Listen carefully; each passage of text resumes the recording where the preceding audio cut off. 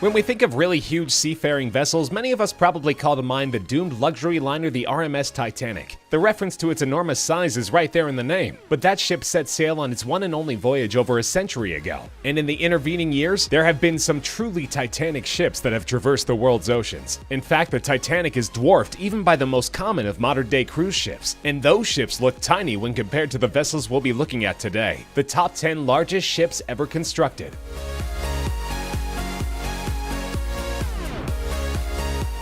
For reference, a ship's size is measured using a specific set of specifications. Of course, these generally include length and width, often referred to as beam, but also taken into consideration is tonnage, which can be measured in several different ways and is not always a measurement of the ship's actual weight. For our purposes here, we'll be looking mainly at gross tonnage, which is a standard measurement and related to the overall interior volume of the ship. By way of comparison, the mighty Titanic measured 882 feet long by 92 feet wide, with a gross tonnage of 46,328 tons. Impressive, but not even close to the specifications of the first and smallest ship on our list, the MS Vale Brazil, owned by the Brazilian firm Vale. The ship is the largest bulk carrier in the world. Construction on the vessel was completed in 2011, and it was designed for transporting iron ore from Brazil to Asia, capable of hauling enough steel at one time to construct 3 Golden Gate bridges. The MS Vale is 1,188 feet long and has a width or beam of 213 feet, with a gross tonnage rating, or GRT, of an astonishing 198,980 tons. Well over 4 times the GRT of the Titanic, Vale is still in service, cutting an imposing figure along the waves of the Atlantic, but its route is highly strategic. Due to Chinese maritime laws, it is unable to enter Chinese ports, as it is simply too heavy. Distribution ports in the Philippines and Malaysia allow its cargo to reach destinations within China.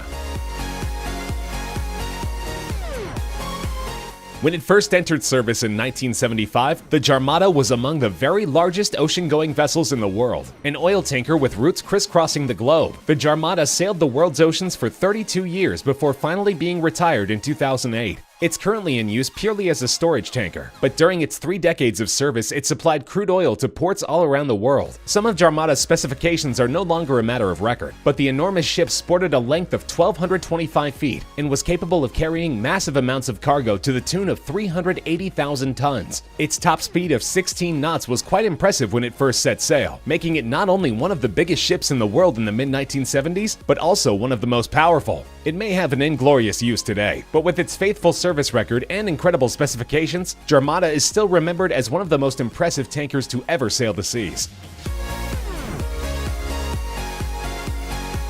Of course, mighty as it was, the Jarmada-class vessel wasn't the only insanely huge oil tanker navigating the world's oceans in the 70s. The Globetic Tokyo supertanker first set sail in February of 1973 and distributed oil around the world for 13 continuous years. Its 1,243-foot length, longer than 4 football fields put end-to-end, and 203-foot beam made it a sight to behold, as did its distinctive black and red color scheme. Globetic Tokyo could also cruise along comfortably at a speed of 16 to 17 knots, especially impressive considering its gross tonnage rating of 238,232 tons, about 5 times that of Titanic, and deadweight tonnage or capacity of 484,000 tons, over 100,000 tons more than the Jarmada class. The Globetic Tokyo was scrapped in 2003, but at the time it first touched water, it held the title of the largest supertanker in the world. Its sister ship, the Globetic London, which set sail in 1973, had identical length and beam specifications, but amazingly it could hold quite a bit more weight, with a capacity rating which exceeded the Tokyo by a respectable 276 tons.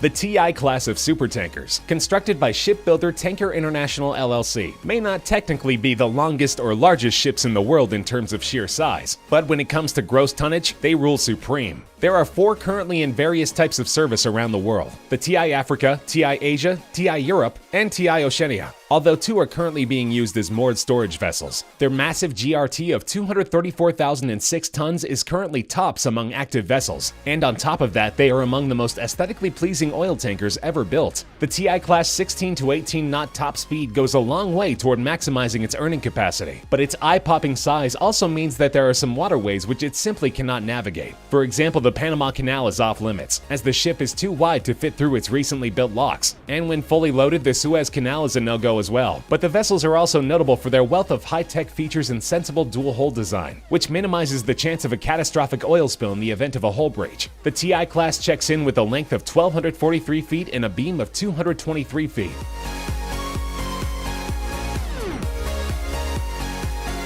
When it was launched on its maiden voyage in 2006, the Emma Marsk was the largest container ship ever constructed. Today it has 7 sister ships, all of which are considered to be among the largest and highest capacity container freighters in the world. The vessel's astounding top speed of 25.5 knots makes it among the fastest vessels of its type in the world, and is due in part to the fact that it is powered by the world's single largest diesel engine, a marvel of engineering which itself weighs 2,300 tons and is capable of a power output of 109,000 horsepower, while burning through 3,600 gallons of fuel per hour. The Emma Marsk boasts an impressive gross tonnage of 174,794 tons and measures 1,302 feet long, with a beam of 184 feet. During the 2006 holiday season, the vessel made headlines for a whimsical reason. The press caught wind of the fact that it was bound for the UK from China, loaded to capacity with Christmas goods. It's for this reason that for only a brief time, the Emma Marsk was known around the world as the SS Santa. The SO Atlantic and its sister ship, the SO Pacific, were 2 of only 7 ships in all of maritime history to carry a capacity rating of over 500,000 tons. Beginning service in 1977, the supertankers plied the world's waters for 25 years before they were decommissioned and scrapped in 2002. The tanker's immense size meant that not only were the Panama and Suez canals off limits, but the English Channel as well. They sported gross tonnage ratings of 259,532 tons, and both clocked in with a length of 1,333 feet and a beam of 233 feet. Their relatively slow top speed of about 15 knots is understandable, considering that these gargantuan vessels were both powered by single-propeller steam turbine engines, practically unheard of among today's modern tankers. Even though they long ago met their ultimate fates, the SO Atlantic and SO Pacific were widely recognized in their time for their sterling service records, and they will long hold their places in maritime history as 2 of the highest capacity tankers ever built.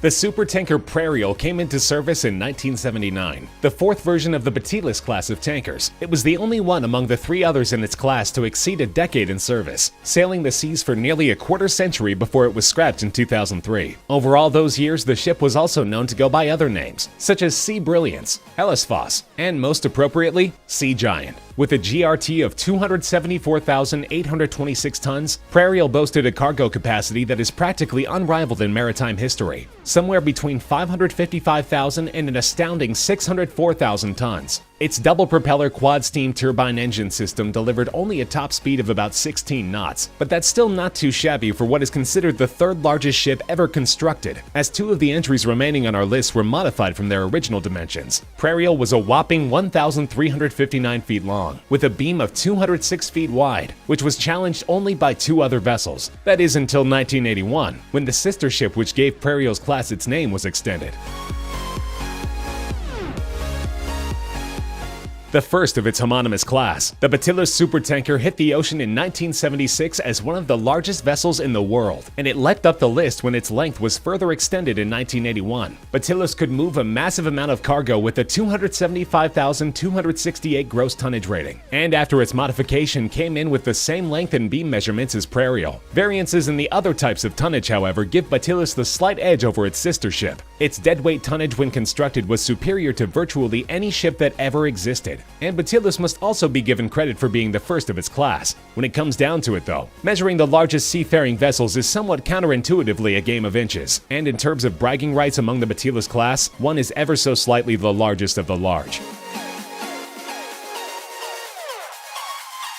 The second of the Batilus tankers built in 1976 was the Balamya, with specifications virtually identical to Batilus, but the Pierre Guillaume, which set sail in 1977, reigned over them all, albeit briefly. Due to the immense size of the Batilus-class tankers during a time when oil production was becoming less profitable every year, every one of them except Prairial were unprofitable enough that they enjoyed surprisingly limited lifespans. In the case of the Pierre Guillaume, which at the time was the single largest ship by gross tonnage which had ever set sail, its entire service run amounted only to 6 short years. Pierre Guillaume beat out its sisters in terms of size only by virtue of mere inches on the beam. Make that 1 inch to be exact. sporting the same 1,359-foot length as its predecessors. Its gross tonnage rating, nearly 276,000 tons, was and remains the largest of any ship ever built, but one rival, built the same year, would take the overall title when it underwent renovation from its original already huge dimensions.